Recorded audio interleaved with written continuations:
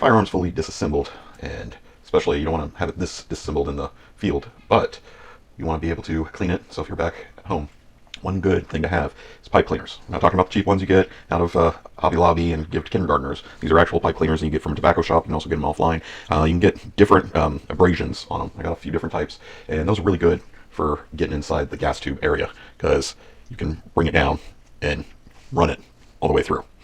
Make sure there's no carbon buildup. And then also, you don't want to put it all the way down because you won't be able to get it out. But getting it all the way in. And like, this has never been fired. You can see how black it came out. So it's just the manufacturer cutting grease probably. So it's about as far as I'm comfortable getting it from this end.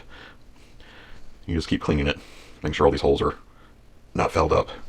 So another thing is when it's on the actual rifle, you're not going to be taking this gas tube out every single time. So you can use the pipe cleaner to come in and get up in that gas tube to get any carbon buildup out of it.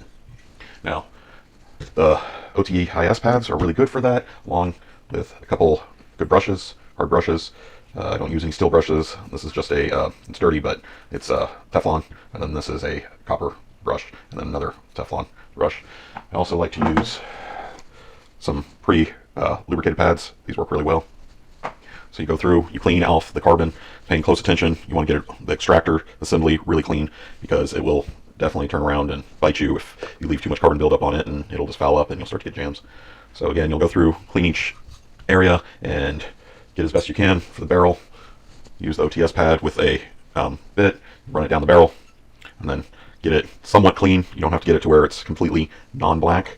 So with that, it's also inside this kit, but I have that fully rated for hunting season, so I don't want to take it apart. This is the same thing that's inside the kit. You just feed the pad appropriately. Normally I would go down with a wire brush, but this is a brand new barrel, so it's not going to have any issues like that.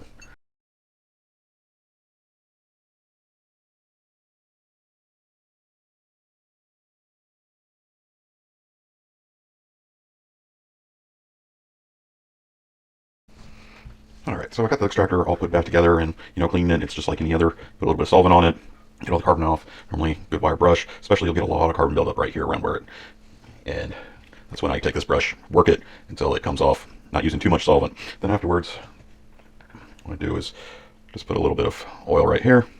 I can put a little bit right there, just around the extractor. Helps keep things moving. And then also didn't show it was off camera, but before I put in the spring, I put a little bit of oil back in there. So I'm just going to get the rest of this put back together, and then we'll show you going through the process on how to properly lube the bolt carrier group. All right, now once you get this all clean, a couple key points you want to lube. You have two spots right here. I just throw a couple drops in there, a couple drops right there, and I like to put a couple drops right here. And you want to work the ejector back and forth. Sometimes you see a dry spot, just go ahead and put a little lube right there, just so it's all nice and lubed. So that's pretty much it for the bolt. What I also do is, once I like to just wipe down the bolt, I got a dedicated rag. I never just constantly keep adding oil, but then I can just wipe down everything. This helps later on. Got not too much excessive grease or oil on it, but it does help cleaning it after you have a long day at the range. So that's pretty much how you clean the AR-15. We'll go over it again once we get it fully assembled later weeks on proper areas to lube, but the biggest thing is to make sure you got that bolt carrier group lubed correctly. There's a big thing that can be introduced with improper brass. We've got a dummy around here. So, especially when it's in the extractor, if there's any damages around the ammunition, I find that cheap Academy ammunition, American Eagle, it jams up like crazy. Anything I put it in, other than like a single round CVA Scout, it just completely jams up. The brass is very weak. I will never reload that brass. I've gotten some from some friends that, just don't like it, and I'll just use it mainly to practice clearing jams. But that's one thing that can be introduced. Never cleaning this part of the gas assembly. You're going to get bound up. It's not going to recoil correctly, and it'll cause jams just because there's not enough gas going in there. I've known people that have fired like over 1,000 rounds never cleaning the inside of this, and it just causes massive malfunctions. Another part is on the, like I was saying before, I'll just get my little pen. On the extractor, there's a point that gets a lot of carbon buildup. That's this point right back here, right behind the gas rings. You get a lot of carbon buildup right there. If they never clean it off, it's just bound up and it's not going to function correctly. That's another big area, especially when I was in the military. A lot of people just wouldn't clean this area because it was too hard. You almost got to get a pocket knife and peel some of that off after being out in combat zone for a while and not being able to fully take it apart because of the area you're in. But that's a big area that would cause a lot of ammunition foul ups. So I fully believe that supporting a customer and showing them, especially new customers, on how to properly, safe finger placement and how to correctly hold the gun, or the firearm, is not only going to improve your relationship with the customer, but it's going to improve the overall safety. Every time something safety comes on, it's always, take away the guns.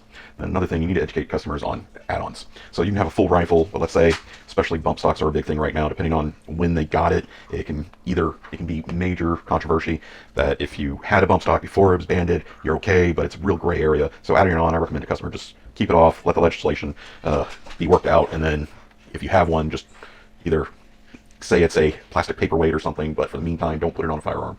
Another big thing that's out right now is the arm brace for the AR-15. Especially it's supposed to be, disabled people that, let's say they only have one hand, it helps them fire. But ATF, it's another gray area that's up in the air right now. It's all these add-ons, they can always be these gray areas where you need to pay attention to them. It's better just to, legally wise, just keep them off to the side, not part of the firearms, not near the firearms. And it's good to educate customers about that, because the last thing you want them to do is get raided and all these things be their firearm, custom firearm that maybe they've spent 10 grand on putting together, and now it's taken away because it's got the bump stock or it's got the arm brace on it, and just a little thing like that. And educating them about the difference between having a 16-inch barrel or less than a 16-inch barrel, because all those things can cause it where your customer is now legally obligated to pay fines, possibly jail time, if they just didn't know.